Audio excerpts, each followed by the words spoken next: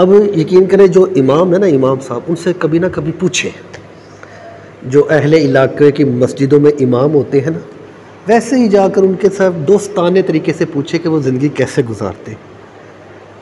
یقین کریں انہوں نے علم حاصل کیا ہوتا ہے، دین پڑھا ہوتا ہے، دین کی کتابیں پڑھتے ہیں، عالم بنتے ہیں، اور اتنی محنت کر کے دین سیکھ کر اور پھر کیا کرتے ہیں، ایک علاقے والوں کی نوکری کرتے ہیں۔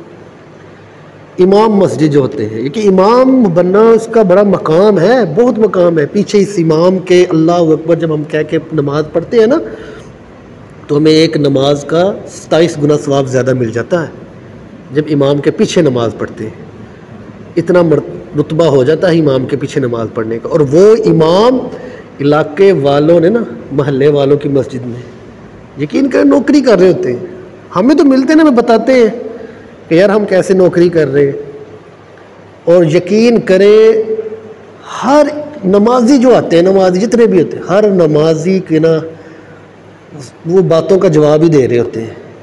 ہر نمازی کی، جتنے بھی نمازی ہوتے ہیں سارے وہ امام صاحب کے اوپر چودھری بنے ہوتے ہیں، کوئی چودھری بنا ہوتا ہے، کوئی میاں صاحب، ہر کوئی بنا ہوتا ہے، اوپر چڑھا ہوتا ہے۔ امام صاحب سے روزانہ سوال ہے، ہاں جی امام صاحب آج یہ پنکھا پچھلا چل رہا تھا، آپ تھے نہیں، ہم نے بند کیا ہے۔ یہ مقتدی ہوتے ہیں، یہ کہتے ہیں ہاں جی امام صاحب آپ تو چلے گئے تھے، لائٹ جا رہی تھی، لائٹ تو ہم بند کر کے گئے، جی وہ فلاں دروازہ کھلا ہوا تھا مسجد کا تو وہ ہم نے دروازہ بند کیا ہے۔ یہ سوال جو آپ پوچھ رہے ہیں، یار اگر آپ نے مسجد کا دروازہ بند کر دیا، لائٹ بند کر دیا، یہ پنکھا بند کر دیا، تو یار اچھا ہی کام کیا نا۔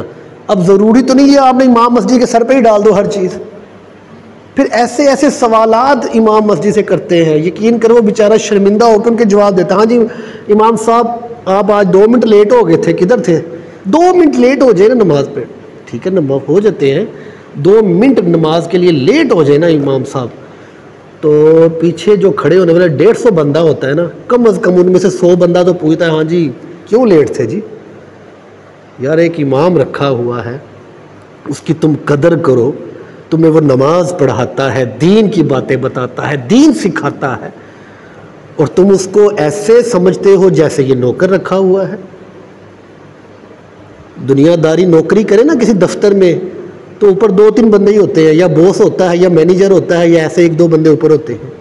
یہاں پر جتنے بھی امام کے پیچھے نمازی ہوتے ہیں وہ سارے ہی امام صاحب سے اوپر بنے ہوتے ہیں، سارے بنے ہوتے ہیں، یقین کریں۔ ایسے حالات ہیں، ایسے وقت پہ آگے پھر یہ دیکھیں، پھر مسجدوں میں جب نماز ادا کرنے جاتے ہیں لوگوں، اس چیز کو ذرا غور کرو۔ اب نماز ادا کرنے جا رہے ہوتے ہیں، لوگوں نے اپنے اپنے گروہ بنائے ہوتے ہیں، ایک فلاں گروہ بنا ہوتا ہے ایک فلاں گروہ بنا ہوتا ہے، نماز پڑھتے ہیں، باہر نکلتے ہیں، 4 بندے وہاں پہ کھڑے ہو جاتے ہیں، 5 بندے وہاں پہ کھڑے ہو کے باتیں کر رہے ہوتے ہیں۔ باتیں کیا کر رہے ہوتے ہیں؟ ایک دوسرے کی چغلیاں لگا رہے ہوتے ہیں، گروہ بنے ہوتے ہیں۔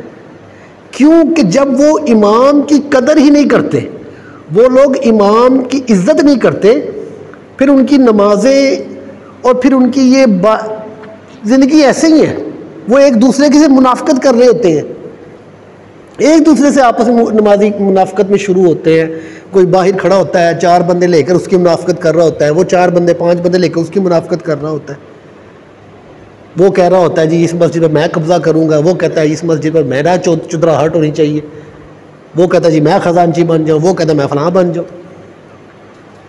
اور امام صاحب بیچارے پریشان ہوئے ہوتے ہیں کہ یار میں کس کا ساتھ دوں، میں کس کے ساتھ چلوں۔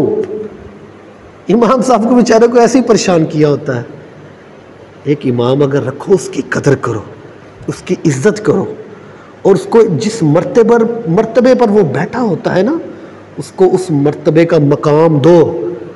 اگر تم اس کی قدر کرو گے، اس کی عزت کرو گے، تو تمہاری نمازوں کا بھی قبول ہے اور تمہیں بھی عزت ملے گی، تمہیں کامیابی ملے گی۔ ایک امام رکھتے ہو اس کی یار قدر کرو، ایسے نہ ہو کہ